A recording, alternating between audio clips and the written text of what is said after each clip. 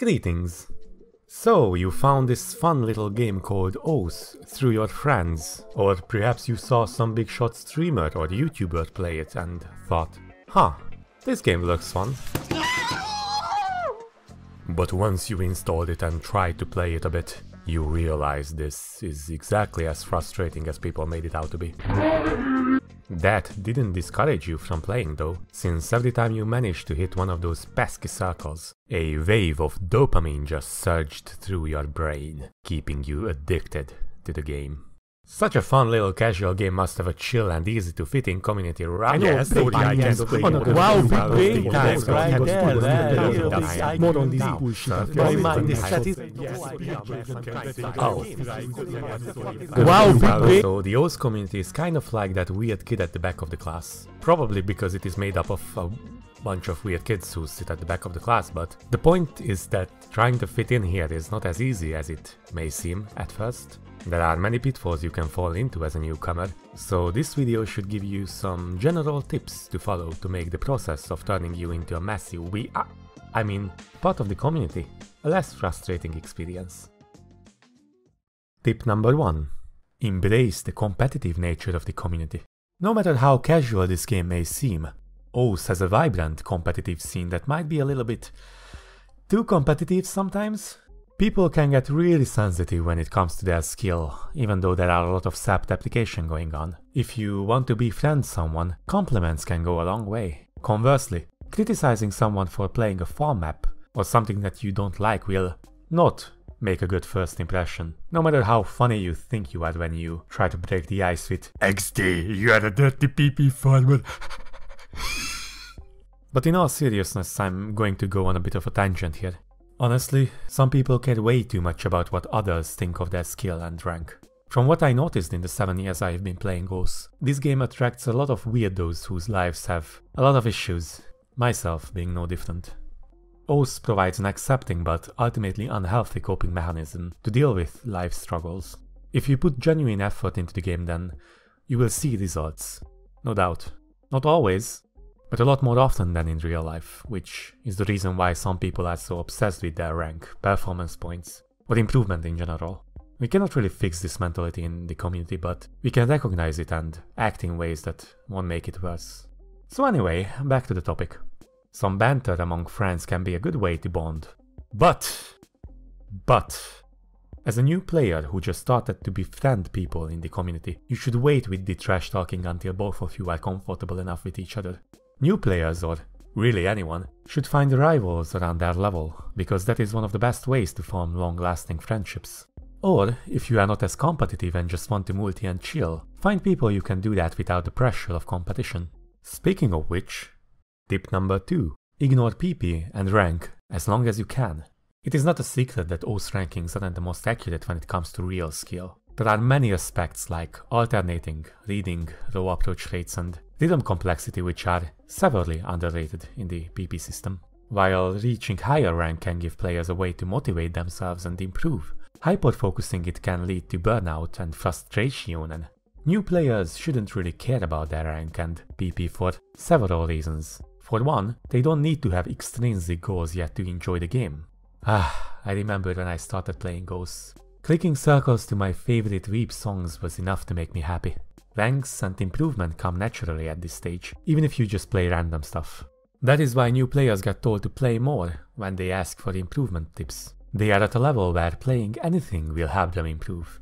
Moreover, it would be a shame to give up the intrinsic enjoyment of clicking circles so early to chase arbitrary numbers next to your profile. My rule of thumb is that new players should ignore PP until they start getting bored with playing just for fun. Even then, it should only be used as a supplement to your enjoyment. If you are rejecting fun multi-lobbies and silly challenges with your friend just to farm PP, then you are not really enjoying the game for what it is. Oh, speaking of enjoy game, tip number 3. Don't let anyone ruin your enjoyment.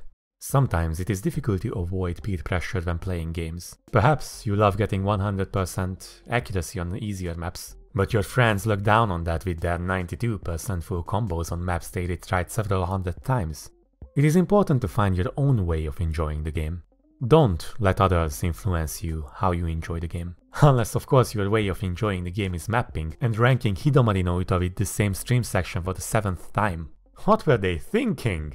Anyhow, sometimes the OS community can be a little elitist with how players should play the game. But that kind of elitism is pretty childish if you think about it, since the way you enjoy clicking circles doesn't affect other people. Unless you are cheating.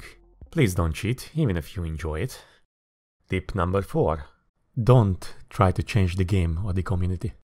OS is an incredibly niche community that you would be hard-pressed to find anywhere else. Although I have to admit, it has been getting more and more casual-friendly in the past couple of years. For the better or worse. Nevertheless, there is a sense of uniqueness in this game that you cannot really find in any other one. I just can't put my finger on this special thing. What could it be?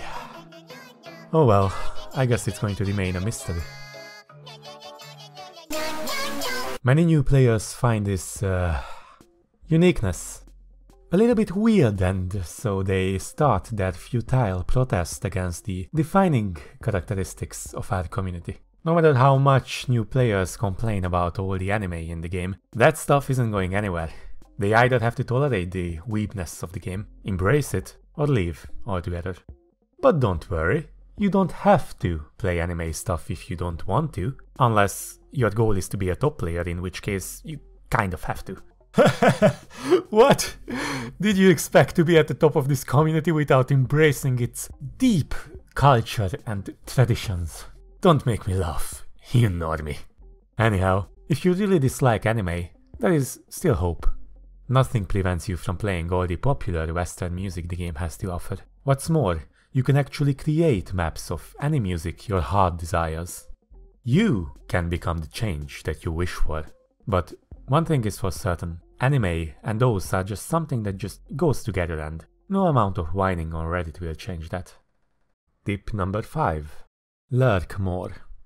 Have you ever just joined an OS Discord channel, skimmed over the rules and started to act as if you were a regular there, only to get bullied out of the place? It happens a lot nowadays, especially with younger internet users who do not know basic internet etiquette when it comes to joining a community. Back in the days when Discord didn't exist and the in-game chat was actually used, it took me months before I would start actively talking to the regulars in #Hungarian. The whole atmosphere of the chat was like an old small-town pub, where everyone knew everybody and newcomers had to fit in first before they became part of the group.